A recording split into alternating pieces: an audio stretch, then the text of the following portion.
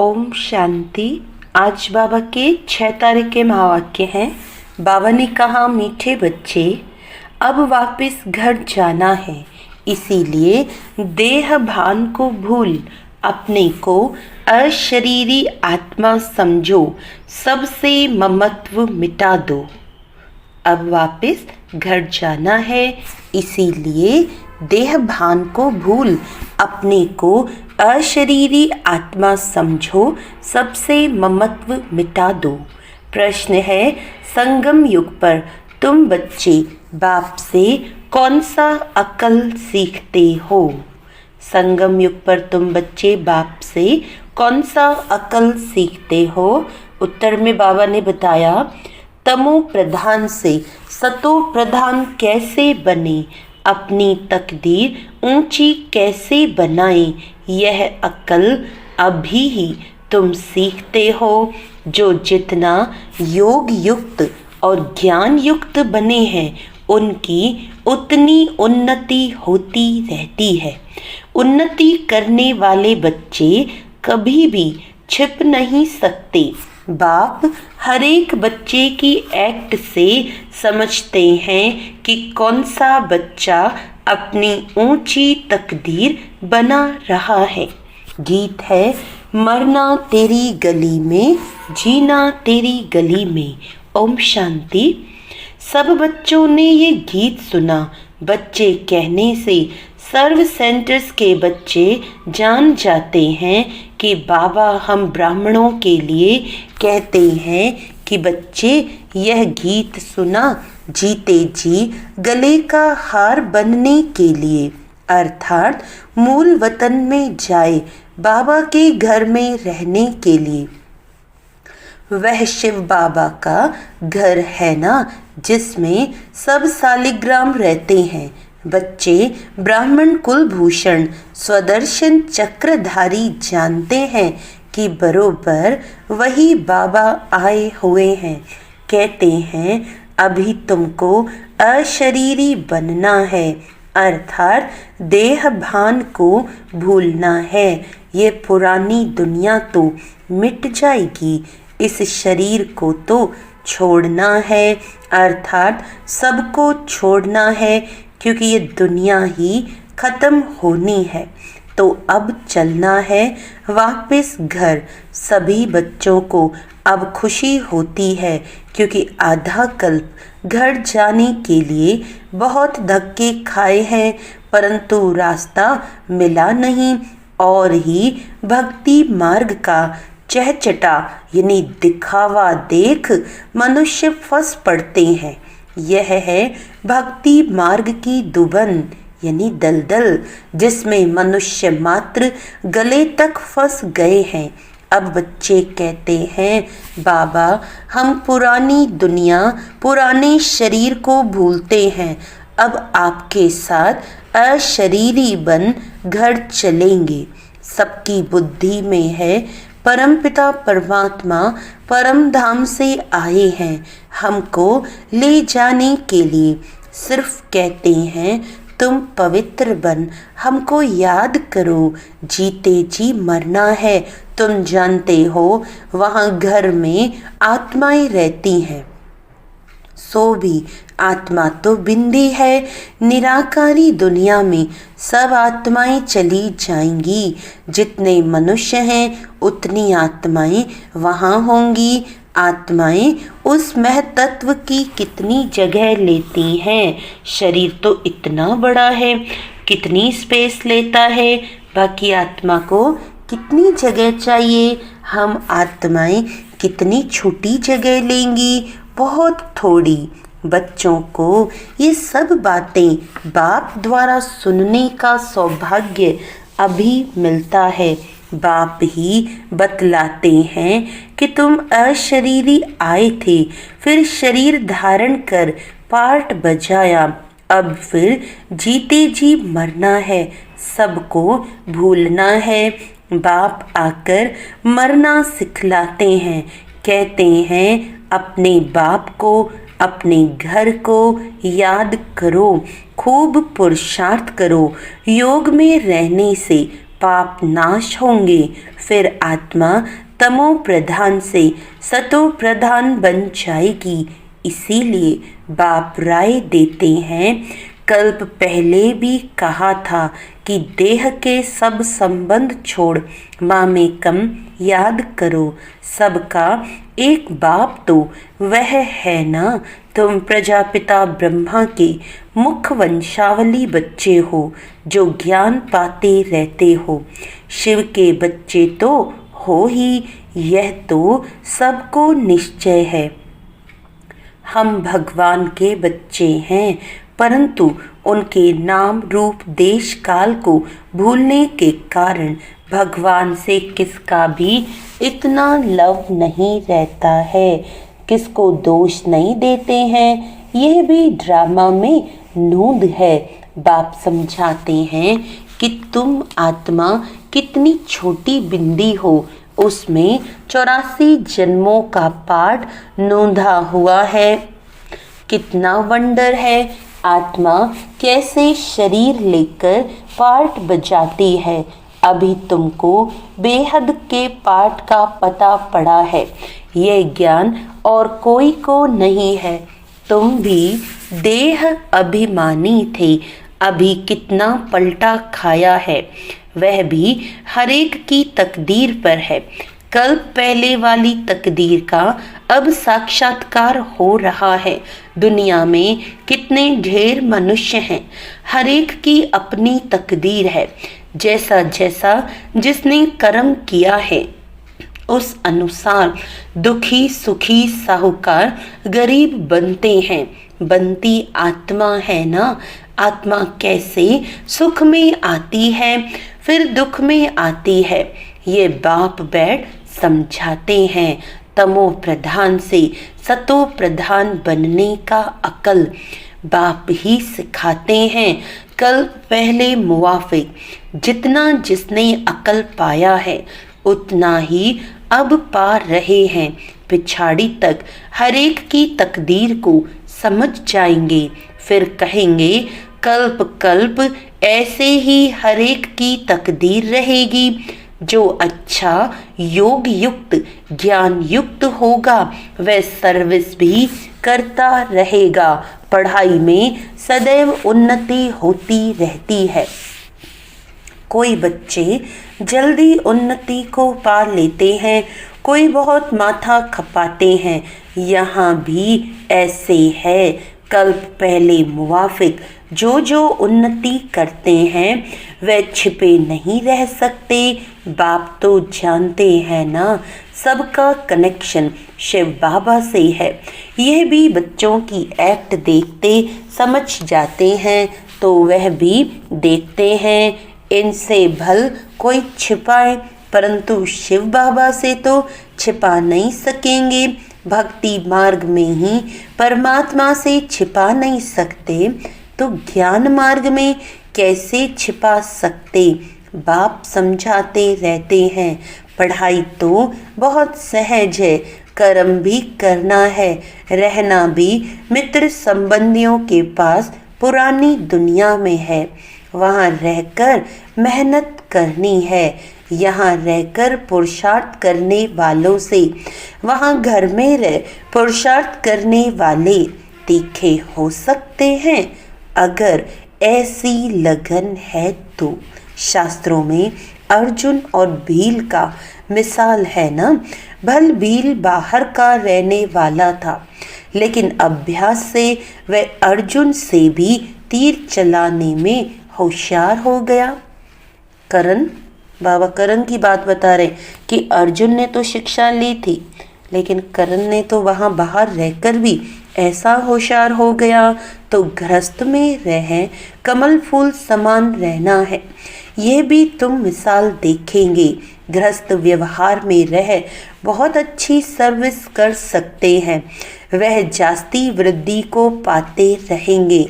यहाँ रहने वालों को भी माया छोड़ती नहीं है। ऐसे नहीं कि बाबा के पास आने से छूट जाते हैं, नहीं, हरेक का अपना अपना पुरुषार्थ है। गृहस्थ व्यवहार में रहने वाले यहाँ रहने वालों से अच्छा पुरुषार्थ कर सकते हैं, बहुत अच्छी बहादुरी दिखा सकते हैं, उनको ही महावीर कहा जाता है। जो गृहस्थ व्यवहार में रहकर कमल फूल समान बनकर दिखाएं, कहेंगे कि बाबा आपने तो छोड़ा है। बाबा कहते हमने कहाँ छोड़ा है, मुझे ही छोड़ कर गए हैं। बाबा तो किसको भी छोड़ नहीं आए, घर में और ही बच्चे आ गए। बाकी कन्याओं के लिए तो बाबा कहते हैं कि तुम ये ईश्वरीय सर्विस करो। यह भी बाबा है, वह भी बाबा है। कुमार भी बहुत आए लेकिन चल ना सके, कन्याएं फिर भी अच्छी हैं। कन्या 100 ब्राह्मणों से उत्तम गिनी जाती है, तो कन्या वह जो 21 कुल का उद्धार करे, ज्ञान के बाण मारे। बाकी जो गृहस्थ में रहते वह भी बीके ठहरे, आगे चल उन्हों का भी बंधन खलास हो जाएगा। सर्विस तो करनी है ना। कई सर्विस करने वाले बच्चे बाप दादा के दिल पर चढ़े हुए हैं, जो हजारों का कल्याण कर रहे हैं। तो ऐसे सर्विसेबल बच्चों पर आशीर्वाद भी आती रहेगी। वे दिल पर चढ़े रहेंगे, जो दिल पर हैं वही तख्त पर बैठेंगे। बाबा कहते हैं आपस में मिलकर युक्ति रचते रहो, सबको मार्ग दिखाने की चित्र भी बनते रहते हैं। ये सब प्रैक्टिकल बातें हैं। अभी तुम समझाते हो कि परम पिता परमात्मा निराकार है, वह भी बिंदी है, परंतु वह नॉलेजफुल पतित पावन है। आत्मा भी बिंदी है, बच्चा फिर भी छोटा होता है। बाप और बच्चे में फर्क तो होता है ना। आजकल तो 15-16 वर्ष वाले भी बाप बन जाते हैं, तो भी बच्चा उनसे छोटा ही ठहराना। यहाँ वंडर देखो, बाप भी आत्मा, बच्चा भी आत्मा, वह है सुप्रीम आत्मा, नॉलेजफुल। बाकी यह सब अपनी पढ़ाई अनुसार नीच व ऊंच पद पाते हैं। सारा मदार है पढ़ाई पर, अच्छा कर्म करने से ऊंच पद पा लेते हैं। अभी तुम बच्चों को सृष्टि के आदि मध्य अंत का ज्ञान है। स्वर्ग में सिर्फ भारत ही था और कोई खंड नहीं था, तो छोटी न्यू इंडिया में अपना स्वर्ग दिखाएं। जैसे द्वारिका नाम नहीं, लक्ष्मी नारायण की डिनाइस्टी का राज्य लिखना चाहिए। बुद्धि भी कहती है सतयुग में पहले डिटी डिनाइस्टी का राज्य होगा। उनके गांव होंगे, छोटे छोटे इलाके होंगे। ये भी विचार सागर मंथन करना है। साथ साथ शिव बाबा से बुद्धि का योग भी लगाना है। हम याद से ही बादशाही लेते हैं, याद से ही कट उतरनी है। इसमें ही सारी मेहनत है। कईयों की बुद्धि बाहर में धक्का खाती रहती है। यहाँ बैठे भी सारा समय याद में नहीं रह सकते हैं, बुद्धि और तरफ चली जाएगी। भक्ति मार्ग में भी ऐसे होता है। श्री कृष्ण की भक्ति करते करते बुद्धि और तरफ चली जाती है। नौदा भक्ति वाले दीदार के लिए बहुत मेहनत करते हैं। कितने घंटे बैठ जाते हैं कि कृष्ण के सिवाय और कोई याद न आए। बहुत मेहनत है इसमें। 8 की और फिर 16,108 की माला होती है। वह तो लाखों की माला भी दिखाते हैं, लेकिन ज्ञान मार्ग की माला बहुत कीमती है। भक्ति मार्ग की सस्ती है, क्योंकि इसमें रूहानी मेहनत है। कृष्ण को देख खुश हो डांस करते हैं। भक्ति और ज्ञान में रात दिन का फर्क है। तुम्हें यह नहीं समझाया जाता है कि कृष्ण को याद करने से कट निकलेगी। यहाँ तो समझाया जाता है कि जितना बाप को याद करेंगे उतना पाप नाश होंगे। तुम बच्चे अभी योग बल से विश्व के मालिक बनते हो, ये किसको स्वप्न में भी ख्याल नहीं होगा। लक्ष्मी नारायण ने कोई लड़ाई आदि नहीं की है। विश्व के मालिक फिर कैसे बने, यह तो तुम बच्चे ही जानते हो। बाप कहते हैं योग बल से तुमको राजाई मिलेगी, परंतु तकदीर में नहीं है तो तदबीर भी नहीं करते, सर्विसेबल बनते नहीं हैं। बाबा तो डायरेक्शन देते रहते हैं कि ऐसे ऐसे प्रदर्शनी करो, कम से कम 150-200 प्रदर्शनियाँ एक दिन में हो जाएं। गांव-गांव में चक्र लगाओ, जितने सेंटर्स उतनी प्रदर्शनियाँ। एक एक सेंटर पर प्रदर्शनी होने से समझाने में सहज हो जाएगा। सेंटर्स भी दिन प्रतिदिन बड़े होते जाएंगे, जो चित्र आदि भी रख सकें। चित्रों की भी इन्वेंशन निकलती रहती है। वैकुंठ का चित्र खूबसूरत महलों आदि के भारत का बनाना चाहिए। आगे चल समझाने के लिए अच्छे अच्छे चित्र निकलते जाएंगे। वानप्रस्थ अवस्था वाले घूमते फिरते भी सर्विस करते रहें। जिनका भाग्य उदय होगा वह निकलेंगे। कई बच्चे कुकर्म कर अपनी आबरू गंवाते हैं तो यज्ञ की आबरू भी गंवाते हैं। जैसी चलन वैसा पद, जो बहुतों को सुख देते हैं उनका तो नाम गाया जाता है।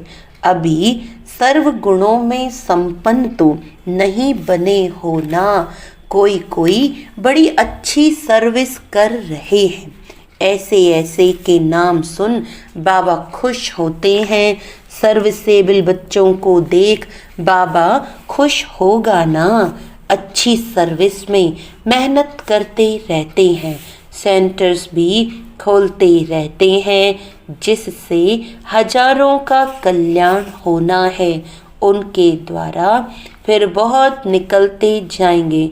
संपूर्ण तो कोई बना नहीं है, भूलें भी कुछ न कुछ हो जाती हैं।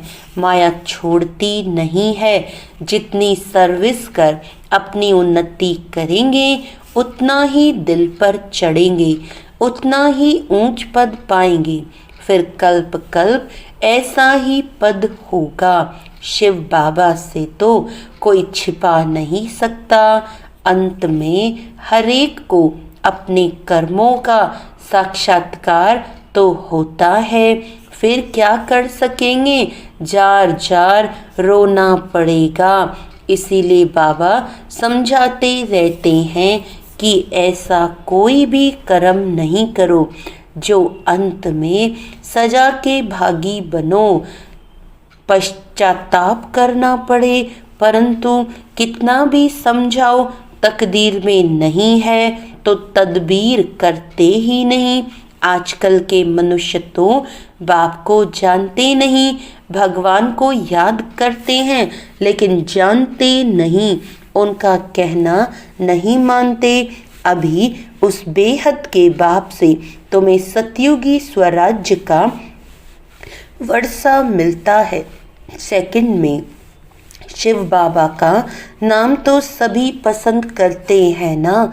बच्चे जानते हैं कि उस बेहद के बाप से स्वर्ग का वर्षा मिल रहा है। अच्छा, मीठे मीठे सिखिलदे बच्चों प्रति माता पिता बाप दादा का याद प्यार और गुड मॉर्निंग।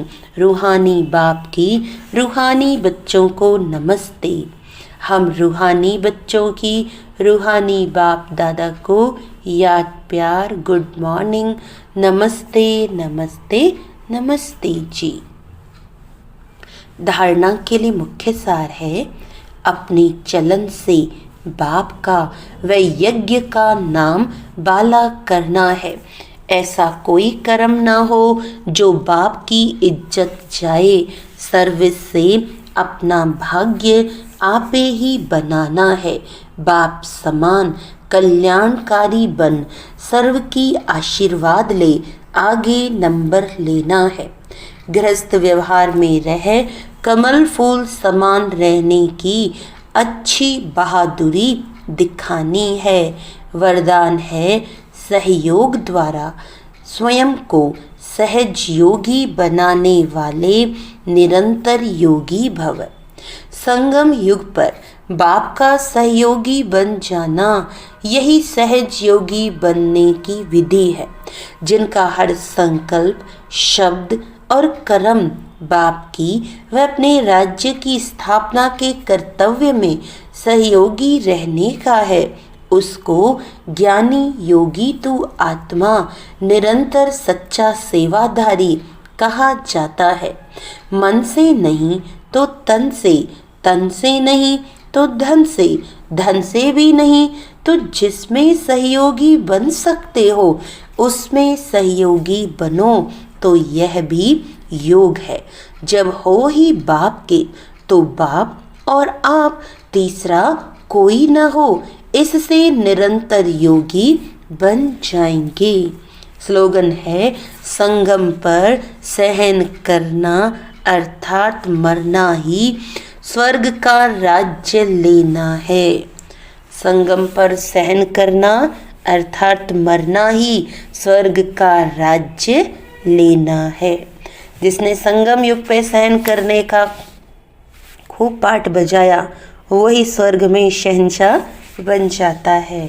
अच्छा, ओम शांति।